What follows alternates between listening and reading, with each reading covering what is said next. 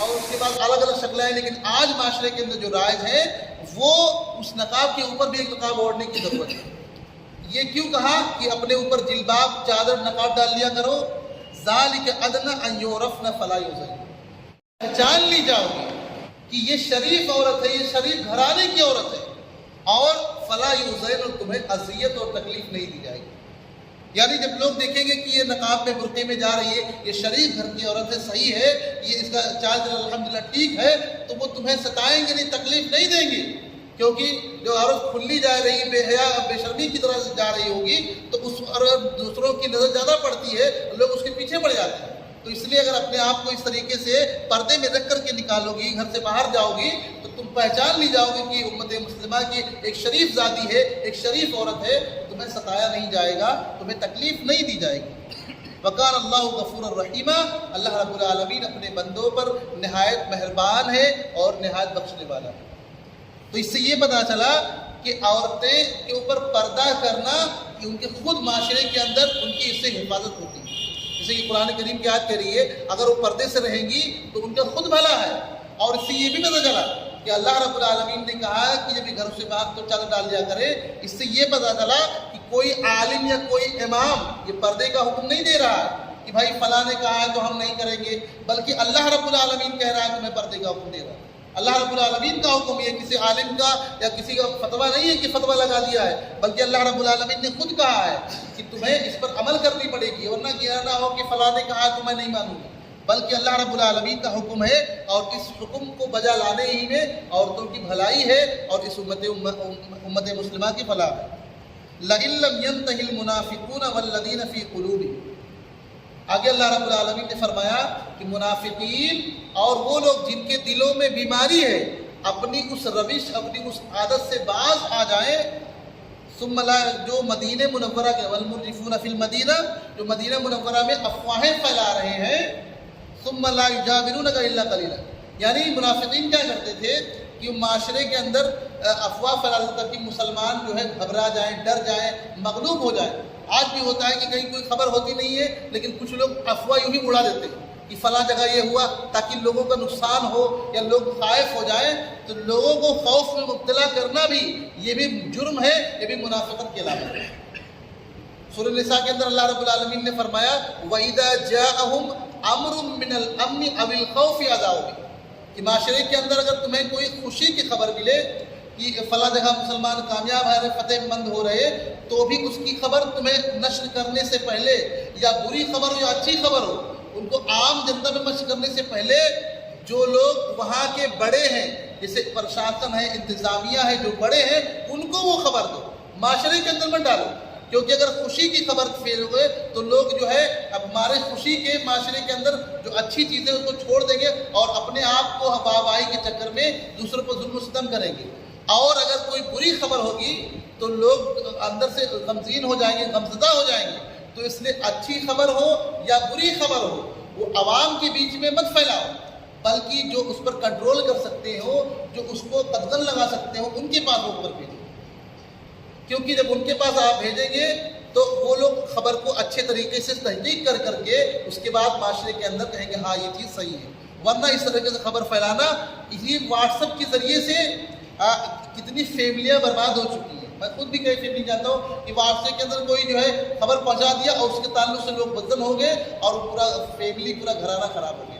تو اس لیے کوئی بھی خبر بھیجنے سے پہلے قرآن کی وہ آیت کریمہ جو سورہ بنی اسرائیل میں ہے کہ وَلَا تَقْفُ مَا لَيْسَ لَكَ بِهِ عِلْمٌ، کہ جس چیز کا تمہیں اچھے سے علم نہیں ہے اس کو آگے مت بھیجو، اس کے پیچھے مت پڑھو۔ إِنَّ السَّمْعَ وَالْبَصَرَ، بے شک تمہارے کان، تمہاری آنکھیں، والفؤاد، تمہارے دل، کان مسئولہ، اللہ رب العالمین کا سوال کیا جائے گا۔ یعنی تمہارے آنکھوں سے بھی سوال کیا جائے گا، تمہارے کان سے بھی سوال کیا جائے گا۔ تو اسی لیے کوئی بھی خبر واٹس ایپ پہ آئے فوراً آگے نہیں بڑھو، اس کو پہلے پڑھو، تحقیق کرو، اپنے سے پوچھے جانے، اگر دینی چیز ہے تو اس کو علماء سے رابطہ کرو، دنیاوی چیز ہے تو جو اس کے ماہرین بیٹھے ہیں تو ان سے پوچھو، اس کے بعد آگے بھیجو۔ ورنہ اگر اس طریقے سے کرو گے تو بعد میں تمہیں پچھتاوا ہوگا۔ اللہ رب العالمین نے یہاں بڑی سختی سے کہا کہ اپنی اس عادت سے یہ باز آ جائیں، ورنہ ایسا نہ ہو کہ آپ یعنی اللہ کے نبی صلی اللہ علیہ وسلم کو ان پر مسلط دے اور یہ ان کو آپ کو شہر سے باہر نکال کر پھینک دیں، یعنی شہر سے نکال دیں یہی ہوتا ہے کہ جب لوگ معاشرہ کو خراب کرنے لگتے ہیں تو لوگ دوسرے کو تکلیف دینے لگتے ہیں، تو دوسرا کوئی آدمی آتا ہے ان کو وہاں سے نکالنے کی کوشش کرتا ہے. یہی وجہ ہوتی ہے، آدمی خود اپنا دشمن بن جاتا ہے. آگے فرمایا کہ ملعونین اینما ثقفوا اخذوا وقتلوا تقتیلا. ایسے لوگ ملعون ہیں، ایسے لوگ ملامت والے ہیں جو بلا جو امت کو پریشان کرتے ہیں. اینما ثقفوا، اور اللہ رب العالمین ان کو یہاں سے نکال کر کے، اور کہا یہ ان کو جہاں پاؤ قتلوا تقتیلا، جہاں بھی پائیں گے ان کو قتل کر دیا جائے گا. یہاں پہ اس آیت کریمہ میں یہ سمجھ لیں، یہاں پہ قتل کرنے کا تعلق جو ہے یہ ڈائریکٹ قتل کرنے کا حکم نہیں. ایک قول یہ ہے کہ ان کو قتل کرنے کا حکم نہیں ہے، بلکہ یہ بد دعا ہے کہ اگر اس سے باز نہیں آئیں گے تو ان کو یہاں سے نکال دیجیے گی. اس سے کوئی یہ نہ سمجھے کہ کسی کو پاؤ اور فوراً قتل کرنے لگے، ایسا کچھ نہیں ہے، بلکہ یہ بد دعا ان کے لیے. اور یہ بھی بعد میں کہا جاتا ہے کہ منافقین جب اس آیت کریمہ نازل ہوئی تو اس آیت کریمہ کے بعد منافقین اپنے اس عادت سے باز آ گئے تھے. جو آیت کریمہ میں یہ حکم ہے کہ ان کو پکڑ کے قتل کر دو، تو یہ اس بات سے جو ہے باز آ گئے تھے. تو آج بھی اگر کوئی بھی آدمی معاشرے کے اندر کچھ خرابی کا کام کر رہا ہے تو فوراً محلے میں پکڑ کر اس کو مارنا پیٹنا نہیں شروع کرنا چاہیے، بلکہ اس کو سمجھانا چاہیے. اس کے بعد اچھے طریقے سے، ایسا نہ ہو کہ تشدد کا شکار کرے یا ایک دوسرے کو مارے اور مار پیٹ کر ماحول کو خراب کر دے، بلکہ صبر کے ساتھ اور احترام کے ساتھ اور معاشرے کی بھلائی کو دیکھتے ہوئے، ایک دوسرے کا لحاظ رکھتے ہوئے معاشرے کے اندر بھلائی پہنچانی چاہیے. اس سے پہلے جو درس میں بیان کیا گیا تھا کہ وَلَا تَسُبُّوا الَّذِينَ يَدْعُونَ مِن دُونِ اللَّهِ، اللہ رب العالمین نے قرآن مجید میں فرمایا کہ وَلَا تَسُبُّوا الَّذِينَ يَدْعُونَ مِن دُونِ اللَّهِ فَيَسُبُّوا اللَّهَ بِغَيْرِ عِلْمٍ، کہ جو لوگ اللہ رب العالمین کے علاوہ جو معبودان باطلہ بنا رکھے ہیں تو ان معبودان باطلہ کو تم گالی مت دو، کیونکہ تم ان کے معبودوں کو اگر گالی دو گے فَيَسُبُّوا اللَّهَ عَدْوًا بِغَيْرِ، تو جواب میں، ریئیکشن میں وہ لوگ دوبارہ بغیر علم کے جہالت میں اللہ رب العالمین کی شان میں گستاخی کریں گے، یعنی اللہ رب العالمین کو تکلیف دیں گے. تو مطلب یہ ہے آج معاشرے میں ہم کسی کو گالی دیں یا کسی کے معبود کو برا بھلا کہے، یہ آیت کریمہ ہمیں منع کر رہی ہے. حالانکہ اللہ رب العالمین شرک سے حد درجہ نفرت کرتا ہے، شرک کو اللہ رب العالمین کبھی معاف نہیں کر سکتا، لیکن اللہ رب العالمین کو اپنے بندوں سے کتنی محبت ہے کہ میرے بندے اس کی وجہ سے کہیں ان کو تکلیف نہ ہو، تو کہا کہ تم ان کے معبودان باطلہ کو گالی مت دو، کیونکہ ایسا نہ ہو کہ وہ پلٹ میں اللہ رب العالمین کو بغیر علم کے جہالت میں اللہ رب العالمین کی شان میں گستاخی کریں. آج ماحول میں یہی ہے کہ آج ہم کہیں بھی دیکھتے ہیں کوئی غلط آدمی کوئی غلط کام کر رہا ہے تو فوراً ہم سوچتے ہیں کہ آج ہی اس آدمی کو سدھار کے رہیں گے. میرے بھائیوں، اللہ رب العالمین نے فرمایا فَإِنَّمَا عَلَيْكَ الْبَلَاغُ وَعَلَيْنَا الْحِسَابُ، کہ نبی ہم نے آپ کو یہ بھیجا کہ پیغام پہنچا دیجئے، ان کو سمجھا دیجئے، اللہ رب العالمین کا جو پیغام ہے ان تک پہنچا دیجئے. وَعَلَيْنَا الْحِسَابُ، لیکن حساب کرنا ان کے اوپر، ہمارے اوپر ان کی ذمہ، حساب کرنا ہمارے ذمہ ہے، یعنی ان کا حساب ہم کریں گے. اگر یہ غلط کر کے آئیں گے تو ہم ان کو روکیں گے. اس طریقے سے اللہ رب العالمین نے سورہ غاشیہ کے اندر فرمایا لَسْتَ عَلَيْهِم بِمُسَيْطِرٍ فَذَكِّرْ لَسْتَ عَلَيْهِم، یعنی کہ آپ ان کی نصیحت کیجئے، ان کو سمجھائیے، اللہ رب العالمین کے پیغام پہنچائیے، لیکن لَسْتَ عَلَيْهِم بِمُسَيْطِرٍ، آپ ان پر خزنتها دروگا، اور آپ ان پر یہ نہیں ہے کہ ڈنڈا لے کر کے ان کو بالکل سیدھا ہی کر دیں گے، بلکہ آپ کا کام ہے آپ اچھے انداز میں اللہ کا پیغام پہنچاتے رہیے، اور جو تکلیف ان کی طرف سے آئے اس پر صبر کیجئے. لیکن ان کے اوپر کہ بالکل زبردستی کرنا، ان کے پیچھے پڑ جانا، یہ طریقہ صحیح نہیں ہے. اللہ رب العالمین نے واضح کر دیا. آگے فرمایا كَذَلِكَ زَيَّنَّا لِكُلِّ أُمَّةٍ عَمَلَهُمْ، ہم نے ہر جماعت ایک عمل ان کا جو ہے وہ اپنے آپ کو اچھا سمجھ رہے ہیں، اس کو ہم نے مزین کر دیا. شیطان نے ان کی نظروں میں اس کو اچھا بنایا ہے، تبھی تو وہ کر رہے ہیں، وہ اس کو نہیں لیکن اللہ رب العالمین اس سے ان کو چیک بھی کر رہا ہے کہ یہ اللہ رب العالمین کہ اس اچھے عمل کو نہ مان کر کے یہ اس میں مست ہوئے ہیں. ثم ينبئهم الله ما قال، اللہ رب العالمین کے ہاں جب یہ آئیں گے تو اللہ رب العالمین ان کے اعمال کا بدلہ دے گا. تو مطلب یہ ہے کہ ہم کہیں بھی جائیں تو فوراً جذبات میں آ کر کے کسی کے معبودان باطلہ کو فوراً خراب نہ کرنے لگے، یا کہیں بھی کوئی چیز تشدد نہ کریں، تاکہ لوگ یہ سمجھے کہ اسلام جو ہے نعوذ باللہ اسلام غلط چیز کی دعوت دیتا ہے. اسلام ہمیشہ بھائی چارگی، امن و شانتی کی تعلیم دیتا ہے، کیونکہ اسی قرآن میں اللہ رب العالمین نے کہا کہ من قتل نفسا بغیر نفس فکأنما قتل الناس جميعا، جس نے کسی ایک نفس کو بغیر کسی چیز کے، بغیر غلطی کے ناحق قتل کر دیا، اس نے پوری انسانیت کو قتل کر دیا. ایسا دین، ایسا اسلام کبھی بھی غلط چیز کی تعلیم نہیں دے سکتا. اسلام کے ماننے والے کبھی بھی غلط نہیں ہو سکتے جو سچے ماننے والے ہیں. تو اس لیے ہمیں تشدد نہیں کرنی چاہیے بلکہ احترام کے ساتھ پیش آنا چاہیے. کہ کوئی غیر مسلم ہو کوئی بھی ہو اس کے ساتھ عزت احترام سے پیش آنا چاہیے. قرآن بھی کہہ رہا ہے کہ ہم بھی دوسرے کے معبودان باطلہ کو غلط نہ کہیں. اللہ کے نبی صلی اللہ علیہ وسلم مکہ میں مشرکین کے ساتھ رہا کرتے تھے, مطالعہ کریں تاریخ کا کیسے رہتے تھے. مدینہ کے اندر بھی جب آپ گئے تو وہاں بھی یہودیوں کا قبیلہ آباد تھا, وہاں بھی آپ نے زندگی بسر کی, لیکن کس طریقے سے آپ نے ماحول رکھا. تو تشدد نہ کرے, ایک دوسرے کا احترام کرے اور یہ سوچے کہ ہمارے قول اور فعل سے کسی کو تکلیف نہ پہنچے. تو اس طریقے سے اگر ماحول بنائیں گے تو ماحول اچھا بن جائے گا. آگے اللہ رب العالمین نے فرمایا سنت اللہ فی الذین خلو من قبل ولن تجد لسنت اللہ. اللہ رب العالمین کا یہ طریقہ پہلے سے بھی رہا ہے اور اللہ رب العالمین کا یہ طریقہ بدلتا نہیں ہے. یعنی اللہ رب العالمین جو بھی کرتا ہے بندوں کے ساتھ ہمیشہ اچھائی ہی کرتا ہے, اچھائی کا معاملہ کرتا ہے. یسألک الناس عن الساعہ, لوگ قیامت کے تعلق سے آپ سے سوال کرتے ہیں. یا نبی آپ سے قیامت کے تعلق سے لوگ سوال کرتے ہیں یسألک الناس عن الساعہ کہ قیامت کا وقوع کب ہوگا, قیامت کب آئے گی. قل انما علمها عند اللہ, آپ کہہ دیجئے کہ اس کا جو صحیح علم ہے وہ اللہ رب العالمین کے سوا کسی کو نہیں ہے. یعنی اللہ رب العالمین ہی کو اس کا صحیح علم ہے.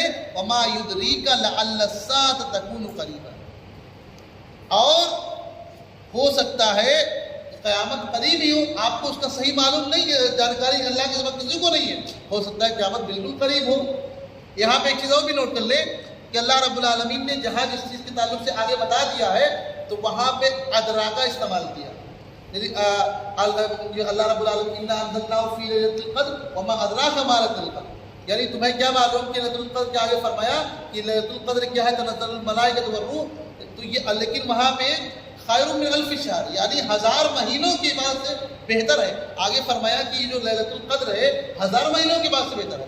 تو ادراکا کہا کہ تمہیں کیا معلوم, لیکن یہاں پہ اللہ رب العالمین نے یدریکا کہا, یعنی کہ قیامت کا علم اللہ رب العالمین نے کسی کو نہیں دیا. یعنی قیامت کا علم کسی کو معلوم ہی نہیں اللہ کے طرف. ہاں اس کے اللہ کے نبی صلی اللہ علیہ وسلم نے اس کی یہ چیزیں بتائی ہیں کہ علامتیں یعنی نشانیاں یہ ہیں, لیکن قیامت کب آئے گی اس کا صحیح علم نہیں ہے. اللہ رب العالمین نے یہ بتایا کہ قیامت آئے گی تو یہ ایسا ایسا ہوگا, لیکن کب آئے گی اس کا علم اللہ رب العالمین کے سوا کسی کو نہیں. ان اللہ لعن الکافرین وعد لهم سعیرا, کہ بے شک اللہ رب العالمین نے کافروں پر لعنت فرمائی ہے. وعد لهم سعیرا, اور ان کے لیے دردناک عذاب تیار ہے, ان کے لیے جہنم کا عذاب اللہ رب العالمین کے یہاں تیار ہے. خالدین فیہا ابدا, اور اس میں کوئی 1 گھنٹے 1-2 منٹ نہیں رہیں گے بلکہ پوری ابداً کبھی بھی وہ اس سے نہیں نکل سکتے, ہمیشہ ہمیشہ اسی میں رہیں گے. لا یجدون ولیا ولا نصیرا, وہاں پر ان کے لیے نہ کوئی حامی ہوگا نہ کوئی مددگار ہوگا. آپ اس طرح سے سمجھے کہ اگر دنیا کے اندر کوئی آدمی کوئی جرم کرتا ہے, کوئی خراب کام کرتا ہے, تو دنیا کے اندر دنیا کا جو قانون ہے, قانون اس کو تھانے میں جیل کے اندر لے جا کر کے بند کر دیتا ہے. لیکن جب بندہ جیل میں جاتا ہے تو جیل میں جانے کے بعد اپنے پاور کا استعمال کرتے ہوئے وکیل اور پتہ نہیں کیا کیا گواہوں اور کر کے وہ باہر آ جاتا ہے. لیکن اللہ رب العالمین کے جہنم میں جانے کے بعد کیونکہ گناہ کیے, مجرمانہ کام کیے, تو یہ جہنم میں جب داخل ہوں گے تو یہ ہمیشہ ہمیشہ رہیں گے, اور وہاں پہ کسی کا کوئی وکیل کام نہیں کرے گا, نہ کسی کا کوئی بھی پاور وہاں پہ کام کرے گا. اگر کچھ کام کرے گا تو یہی چیز جو دین کی دنیا کے اندر ایمان لائے اس پہ ہم نے صالح کی, لیکن چونکہ ایمان لائے نہیں تھے تو اس لیے ان کا ٹھکانہ ہمیشہ ہمیشہ جہنم میں ہوگا. اور کوئی بھی طاقت ان کی, یہاں تک کہ کہا ہے قرآن کی آیت میں بعض جگہ یہ ذکر ہے کہ یہ لوگ جہنم سے نکلنے کے لیے اپنی پوری دولت دینے کے لیے تیار ہو گئے کہ پوری دولت لے, میرے اولاد کو لے لو, میرے بچوں کو لے لو, لیکن مجھے جہنم سے اللہ رب العالمین نکال دے. حالانکہ دنیا میں اولاد سے پیارا کسی کچھ نہیں ہوتا. اپنے اولاد کے لیے, اس کو بچانے کے لیے لوگ کیا کیا نہیں کرتے, لیکن مرنے کے بعد اپنے بچنے کے لیے اپنے اولاد کو پیش کر دیں گے کہ میرے اولاد کو لے لو, میرے بیوی بچوں کو لے لو, لیکن مجھے چھوڑ دو. وہاں پہ آدمی خود غرض بن جائے گا جہنم سے نکلنے کے لیے. تو اسی لیے کہا گیا کہ دنیا کے اندر شرک سے, کفر سے باز آ جاؤ, ورنہ اس جہنم سے نکالنے کے لیے تمہیں کوئی چیز جو ہے کارگر ثابت نہیں ہوگی. یوم تقلب وجوہہم فی النار, اور یاد کرو اس دن کو جب جہنم میں ان کے چہروں کو الٹا پلٹا جائے گا. آپ دیکھتے ہیں توے کے اوپر کسی چیز کو جب فرائی یا کس طرح سے کیا جاتا ہے تو دونوں طرف سے سکائی کر دیا. تو جہنم میں وہاں پہ آدمیوں کو، انسانوں کو، ان کو جلایا جائے گا، ان کے چہرے کو الٹا پلٹا جائے گا. یوم تقلب وجوہہم فی النار. یاد کرو جہنم میں انسان کے چہروں کو اوپر نیچے پلٹا جائے گا. یعنی انسان کیا حال ہوگی انسان کی کہ جب جہنم کی آگ پر اس کے چہرے کو الٹا پلٹا جائے گا، اس کے چہرے کو جہنم کی آگ پیش کی جائے گی. یقولون یا لیتنا، تب وہ مارے افسوس کے، اور افسوس کر ہی سکتے، کچھ تو کر نہیں سکتے، تو وہاں پہ کہیں گے یا لیتنا اطاعنا اللہ وعد الرسول، کاش ہم اللہ رب العالمین کی اور اللہ رسول کی اطاعت کر لیے. یعنی جب وہاں پہ یہ ان کو عذاب دیا جائے گا، یہ تکلیف ہوگی، بلبلا رہے ہوں گے، تو کہیں گے کہ کاش، لیکن اس کاش سے کوئی مطلب نہیں. یہاں تک کہ کہا جاتا ہے کہ جہنمیوں کا جو کھانا ہے وہ زقوم ہوگا، کہ حلق کے اندر ڈالیں گے تو وہ کڑوا کسیلا ہوگا، اور اس کو حلق سے کانٹے دار ہوگا. حلق سے نیچے اتارنے کے لیے اگر پانی مانگیں گے تو کھولتا ہوا پانی دیا جائے گا. ان سورۃ دخان کے اندر ان شجرۃ الزقوم طعام الاثیم، یہ گنہگاروں کا کھانا ہے. کلمہ نکل وہ پیٹوں کے اندر وہ کھولے گا، ہتھیڑیوں کو تار تار کر دے گا اس کو پینے کے. اس کے بعد ان کو جہنم میں پھر ڈال دیا جائے گا اور کہا جائے گا ذق انک انت العزیز الکریم، چکھو وہ جو عذاب جہنم کا چکھو. دنیا میں تم اپنے آپ کو بہت عزت والا اور بہت پاورفل مانا کرتے تھے، اور تم اس چیز کا انکار کیا کرتے تھے، آج اس کو چکھو. اور قطران کہا گیا، یعنی کہ تارکول اس طریقے سے یہ ان کے چہروں سے نکلے گا، یا چہروں پر ان کو تپایا جائے گا. یعنی جہنمیوں کا یہ تمام جہنمیوں کا عذاب ہوگا. اور ایک جگہ یہ فرمایا گیا کہ لہم من جہنم مہاد ومن فوقہم غواش، کہ جہنمیوں کا جو بچھونا ہے مہاد ومن فوقہم غواش، جو اسی سے مہاد بچے کو جس کو لٹا کر پالتا اس کو مہاد بھی کہا جاتا ہے. مہاد یعنی کہ جس پر یہ لیٹیں گے وہ بچھونا ہے وہ بھی آگ کا ہوگا. ومن فوقہم غواش، اور جس کو اوڑھیں گے وہ بھی آگ کا ہوگا. سوچو جہنم میں جل بھی رہے ہیں، کھا بھی رہے ہیں ایسی چیز جو ان کے جسموں کو تار تار کر دے. آگ میں ان کے چہرے کو الٹا پلٹا جا رہا ہے. جس پر لیٹ رہے ہیں وہ بھی آگ کا ہے، جو اوڑھ رہے ہیں وہ بھی آگ کا ہے. کتنی شدید ان کو عذاب دی جائے گی. تو وہاں پہ افسوس کرتے ہوئے کہیں گے، حالانکہ اس افسوس کا کوئی فائدہ نہیں، کہیں گے کاش ہم اللہ رب العالمین کی بات مان لی ہوتے، کاش نبی کے کہنے پر چل گئے ہوتے. آگے فرمایا وقالوا ربنا انا اطعنا، پھر آگے کہیں گے کہ اے ہمارے رب، ہم نے اپنے سرداروں کی بات مانی، ہم نے وکبراءنا اور اپنے بڑوں کی بات مانی، اپنے آبا اجداد کی مانی. اپنے یہ کہا کہ ہمارے آبا اجداد جو تھے وہ غلطی پر تھے. کیا ہم نے نبی کی بات، جب نبی اپنا پیغام پہنچانے آئے تو ہم نے ان کو نہیں مانا، بلکہ ہم نے کہا کہ ہمارے باپ دادا ایسا کیا کرتے تھے، ہمارے بڑے ایسا کیا کرتے تھے، یا ہمارے فلاں صاحب ایسا کیا کرتے تھے، تو ہم نبی کی بات نہ مان کر کے دوسروں کو بڑا بناتے رہے. فَأَضَلُّونَ السَّبِيلَ، لیکن یہی لوگ جن کو ہم بڑا مانتے تھے، بزرگ مانتے تھے، اپنے وہ یہی لوگ ہم کو گمراہ کر دیا. اللہ رب العالمین کے راستے سے ان لوگوں نے گمراہ کیا. یعنی ہمارے تکلیف کے شدت سے کہیں گے کہ اس میں میری غلطی نہیں ہے، بلکہ ان لوگوں نے ہم کو گمراہ کر دیا. کاش ہم ان کی بات نہ مانتے. جو اپنے آپ کو یہ جو دنیا کے اندر بڑا اللہ رب العالمین کا پہنچا ہوا مانتے ہیں، کاش میں ان کی نہ مان کر کے اللہ کے اور اللہ کے رسول کی مان لیے ہوتے. تو آج ہمیں یہ دن نہ دیکھنا پڑتا. ربنا آتیہم، تو ان کے اندر غصہ پھوٹ پڑے گا، مارے غصے کے جل رہے ہوں گے، تو کہیں گے ربنا آتیہم ضعفین من العذاب، اے ہمارے رب تو ان لوگوں کو جو ہم کو گمراہ کیے ہیں ان کو دگنا عذاب دے دے، انہیں ڈبل دے دے، کیونکہ ان لوگوں نے ہم کو بھی خراب کر دیا. کاش ان کی بات ہم نہ مانے ہوتے تو آج راہ راست پر ہوتے، تو انہیں ڈبل عذاب دے دے. مطلب یہ ہوا کہ تکلیف میں جب آدمی غصے میں ہوتا ہے تو آدمی کی یہ باتیں نکلتی ہیں، اور جہنم میں جہاں سے کچھ کبھی نہیں نکلتا. تو یہ اپنے آبا اجداد کو جنہوں نے گمراہ کیا. اسی لیے میرے بھائیوں، کوئی یہ نہ کہے کہ ہمارے باپ دادا ایسا کیا کرتے تھے، ہمارے یہ، کیونکہ ابراہیم علیہ السلام کا واقعہ اٹھا کر دیکھو، انہوں نے اپنے والدے کو چھوڑ دیا. انہوں نے کہا کہ جب سورج نکلا تو سب سے پہلے جب چاند نکلا، تارا نکلا، تو کہا کہ یہ میرا رب ہے. لیکن جب تارا ڈوب گیا تو کہا ڈوبنے والا کبھی رب نہیں ہو سکتا. اس طرح فلما رأى القمر بازغا، جب چاند نکلا تو کہا ھذا ربی، کہا یہ میرا رب ہے. لیکن فلما افلا قال لا احب العافلین، لیکن جب چاند بھی ڈوب گیا، چاند بھی غروب ہو گیا، تو کہا ڈوبنے والا یہ میرا رب نہیں ہو سکتا. اس کے بعد فلما رأى الشمس بازغة قال هذا ربي هذا اکبر. جب سورج اپنی پوری تمازت کے ساتھ نکلا تو کہا یہ میرا رب ہے اور یہ بہت بڑا رب ہے. لیکن فلما افلت قال، اور اس کے بعد جب یہ بھی ڈوب گیا تو کہا کہ اللہ رب العالمین تو مجھے بچا لے، کہیں ایسا نہ ہو کہ میں گمراہوں میں سے ہو جاؤں. تو اللہ رب العالمین ایسے ہی رہا کہ انہوں نے چھوڑا ان تمام چیزوں کو، اپنے گھر چھوڑا، اپنے والد کو چھوڑا. ظاہر سی بات ہے جب آدمی اپنے اور اس کے گھر میں پیدا ہوا ہے تو والد کے ساتھ جذباتی محبت ہوتی ہے.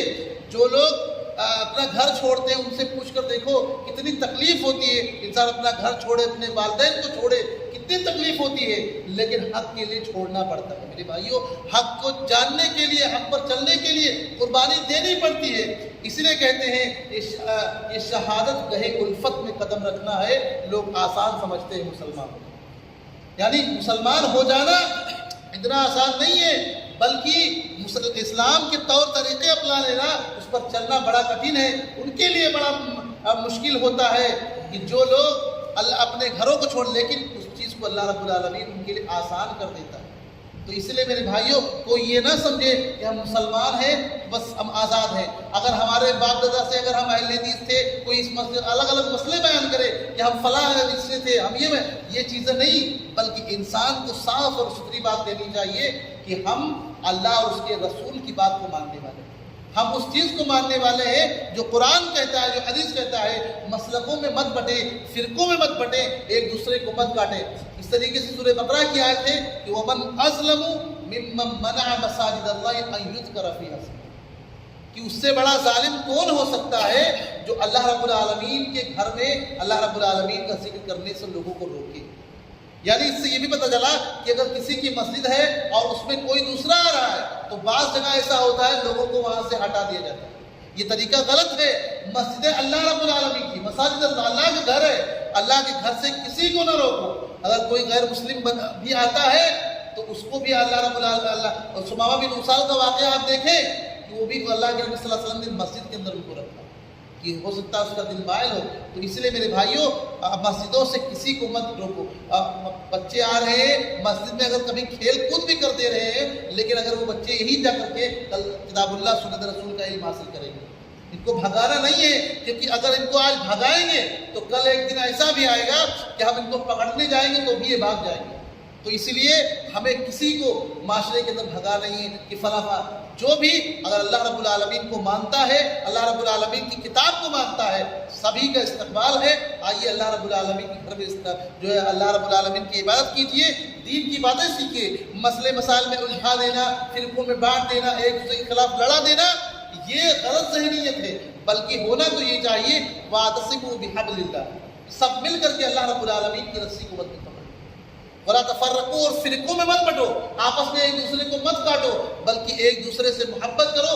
وَاذْكُرُوا نِعْمَتَ اللَّهِ، اللہ رب العالمین کی اس نعمت کو یاد کرو کہ تم آپس میں ایک دوسرے کے اعداء تھے، دشمن تھے، لیکن اللہ رب العالمین نے تم سب کو ایک کر دیا. تو ضرورت اس بات کی ہے کہ ہم ایک دوسرے کے ساتھ رہیں. ایک دوسرے، اللہ کے نبی صلی اللہ علیہ وسلم نے فرمایا کہ ایک مومن دیوار کی طریقے سے ہوتا ہے، ایک مومن سیسا پلائی دیوار کی طریقے سے ہوتا ہے. ایک مومن دوسرے کو سپورٹ کرتا ہے.